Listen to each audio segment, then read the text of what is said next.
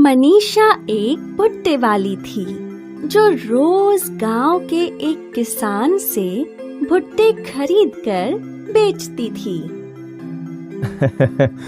बहन जी, सारे ले लो।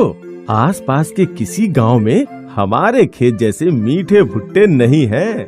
ठीक है, 10 किलो दे दो। मनीषा गांव से शहर जाने वाली सड़क के किनारे अपनी दुकान स्वादिष्ट भुट्टे वाली लगाकर राहगीरों को सिके हुए भुट्टे बेचती थी। मीठे भुट्टे खा लो, भुट्टे मीठे। लो सेठ जी, मीठे भुट्टे खा लो, सिर्फ 10 रुपये का है। लाओ, एक भुट्टा दे दो। वाह, ये भुट्टे तो बहुत मीठे हैं। तो एक और ले लो। अरे नहीं नहीं, एक और खाऊंगा तो मेरा ये गुब्बारे जैसा पेट फट जाएगा। धीरे धीरे बहुत सारे लोग उसकी दुकान से भुट्टे खरीदने लगे, जिससे मनीषा के पास बहुत पैसे जमा हो गए। अब उसके मन में लालच आ गया। अगर मैं इन भुट्टों का दाम बढ़ा दूं, तो मेरी कमाई दुगनी हो जाएगी। और अगर मैं इन भुट्टों को सस्ते दाम पर खरीदूं, तो मेरी कमाई चौगुनी हो जाएगी। इस बार जब मनीषा भुट्टे खरीदने गई, तो उसने किसान को आधे पैसे ही दिए। अब माफ करो, इतने कम पैसों में भुट्टे नहीं दे सकता, मुझे नुकसान हो जाएगा। ठीक है, मैं किसी और किसान से ले लूंगी। मनीषा ने इस बार किसी और किसान से आधे दामों में भुट्टे खरीदे और बेचने लगी। भुट्टे ले लो, मीठे भुट्टे। ये भुट्टे तो कितने फीके हैं, इनमें तो बिल्कुल स्वाद नहीं है। बेस्वाद भुट्टों के कारण मनीषा की दुकान चलना बिल्कुल बंद हो गई। अब उसके पास खाने के पैसे भी नहीं बचे थे। मेरे पास तो इतने पैसे भी नहीं हैं कि मैं अच्छे भुट्टे खरीद सकूं। मनीषा ने पैसे कमाने के लिए एक नई चालाकी की। उसने एक भुट्टे पर नशे की दवा मिलाकर एक राहगीर को बेच दी। भुट्टा खाते ही कुछ दूर जाकर राहगीर बेहोश होकर गिर पड़ा और मनीषा ने उसके पैसे और कीमती सामान चुरा लिए। इतने सारे पैसे, मजा आ गया। ये तो बहुत ही आसान काम है, ऐसे तो मैं बहुत अमीर बन सकती हूँ। मनीषा इसी तरह मालदार राहगीरों को बेवकूफ बनाकर उन्हें लूटने लगी। एक दिन उसकी दुकान पर एक अमीर लड़का भुट्टे खरीदने आया। बहन, एक भुट्टा देना। इस लड़के के गले में इतनी मोटी सोने की चेन। इसे नशीला भुट्टा देती हूँ, जिसे खाते ही ये बेहोश हो जाएगा और मैं चेन लूट लूंगी। मनीषा ने जैसा सोचा वैसा ही हुआ। उस लड़के ने भुट्टा खाया और कुछ दूर जाकर गिर गया और मनीषा उसकी चेन निकालने लगी। तभी वो लड़का उठ गया। मनीषा ये देख घबरा गई। मुझे पता था कि तुम हो, और वो हो जो राहगीरों के पैसे और कीमती सामान चुराती हो। मुझे बहुत दिनों से तुम पे शक था, लेकिन आज मैंने तुम्हें रंगे हाथों पकड़ लिया। अब पुलिस ही तुम्हें सजा देगी। मनीषा की लालची प्रवृत्ति के कारण न सिर्फ उसका धंधा चौपट हुआ, बल्कि उसे गलत रास्ते पर ले गया, जिसकी वजह से उसे सजा भुगतनी पड़ी। इससे हमें ये सीख मिलती है कि लालच इंसान को बर्बाद कर देता है और मेहनत से काम करने से ही सफलता मिलती है।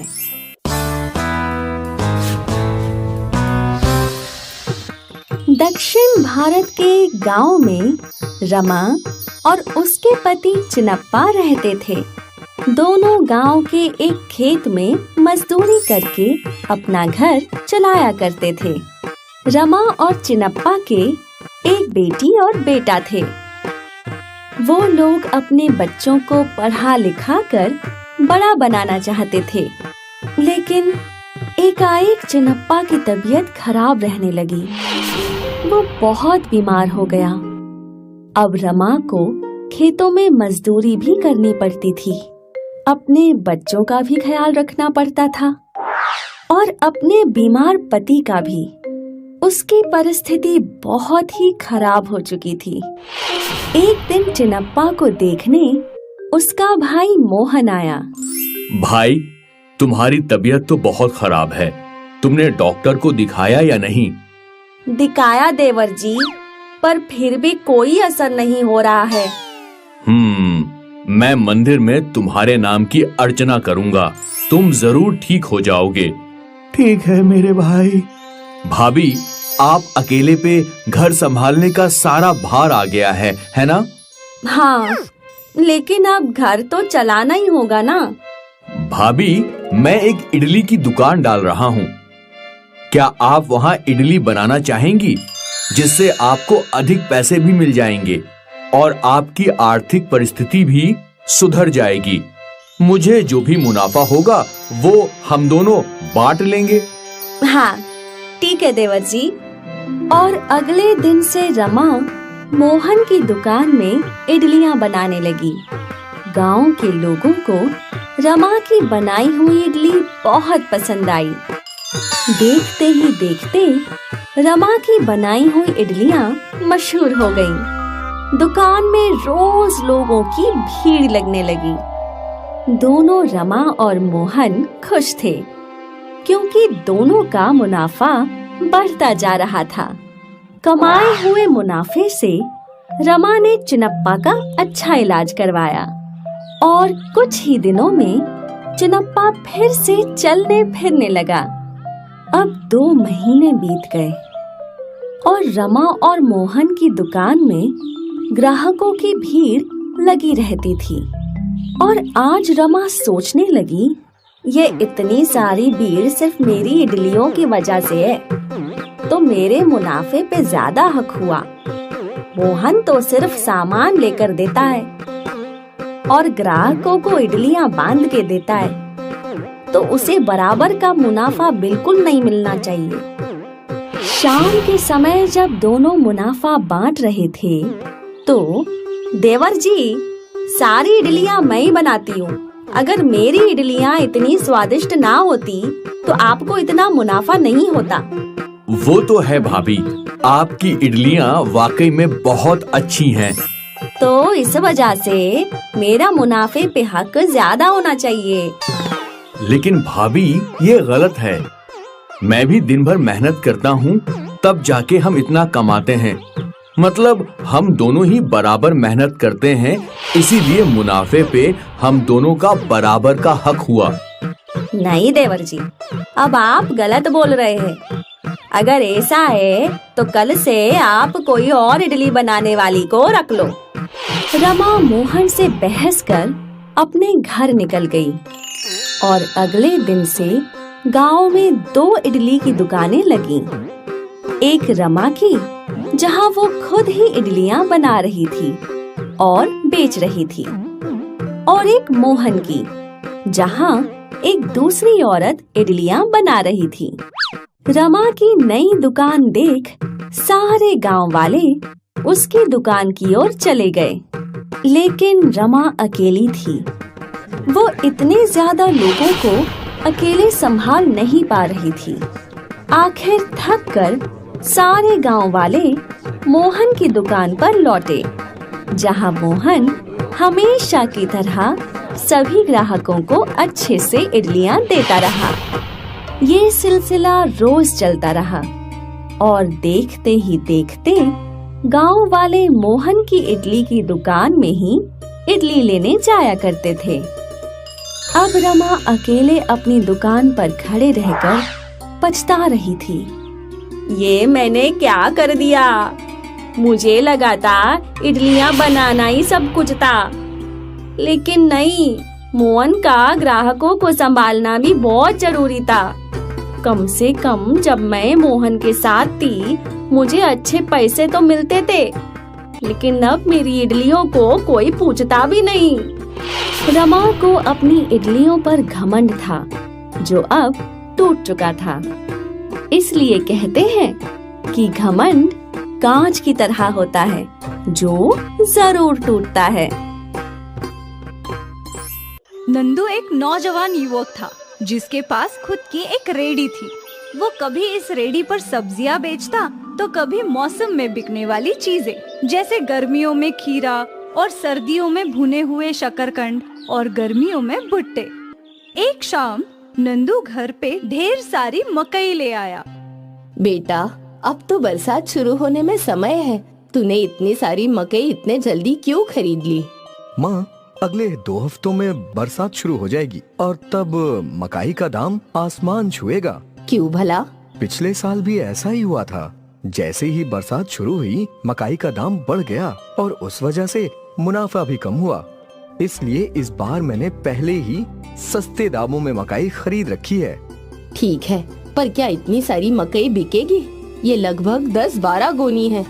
हाँ माँ, बस बरसात शुरू हो जाए फिर लोगों को भुना हुआ भुट्टा बहुत पसंद आता है। पिछले साल तो भुट्टों की इतनी मांग थी कि बाजार में मकाई थी ही नहीं, इसीलिए इस बार मैंने पहले ही माल खरीद लिया है। अच्छा किया। नंदू को उम्मीद थी कि इस बार बरसात में उसके भुट्टों का व्यापार बहुत अच्छा होगा और उसकी कमाई भी बढ़ेगी। खीरे ले लो, खीरे। अब खीरे की मांग भी कम हो गई थी। मौसम ठंडा होते जा रहा था, इसलिए लोग खीरा नहीं खा रहे थे।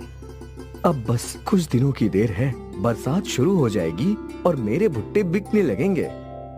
नंदू मौसम बदलने का इंतजार कर रहा था। कुछ दिन बीते और बरसात शुरू हुई। माँ देखो, बरसात शुरू हो गई। अरे वाह, अब तो मेरे भुट्टे बहुत बिकेंगे। हाँ, खूब बिकेंगे। और अगर इस बार तेरी आमदनी अच्छी हुई तो मैं कोई अच्छी सी लड़की देखकर तेरा ब्याह भी कर दूंगी। क्या माँ, तुम भी? अरे मेरे लाल, अब तेरी उम्र हो गई है, तुझे तो ब्याह करना ही होगा। वैसे भी मैंने लड़की ढूंढना शुरू कर दिया है। शादी की बात सुनकर नंदू शर्मा रहा था। खैर उसी शाम नंदू ने अपनी रेडी पर भुट्टे लगा दिए। जैसे ही उसने सिगड़ी जलाई और भुट्टे बुनने लगा, सारे बाजार में भुट्टे की खुशबू फैल गई। भुट्टे ले लो, भुट्टे, गरम गरम भुट्टे। और ग्राहक उसकी आवाज सुनकर आकर्षित हो गए। उस दिन एक के बाद एक ग्राहक भुट्टा खाने आए जा रहे थे। नंदू खुश था कि उसकी आमदनी बहुत अच्छी हो रही थी। अगले दिन भी नंदू का धंधा बहुत अच्छा चला। ग्राहकों की भीड़ लगी रहती थी। नंदू की रेडी पे इतनी भीड़ देखकर आसपास के व्यापारी उससे जल रहे थे। ए नंदू, आजकल बहुत कमा रहा है। कमाएगा कैसे नहीं, बरसात आते ही उसने भुट्टे जो बेचने शुरू कर दिए। हमको लग रहा है भुट्टे बेचने में बहुत मुनाफा है। हम भी कल से भुट्टे बेचेंगे। और हम भी। अगल बगल के व्यापारियों ने भी भुट्टे का व्यापार करने का विचार कर लिया और अगले दिन ही नंदू के ठेले के बगल में 2 और भुट्टे के ठेले लग गए और भुट्टे खाने वाले ग्राहक बढ़ गए। कुछ लोग नंदू के ठेले पे जाते तो कुछ लोग अगल बगल के ठेलों पर चले जाते।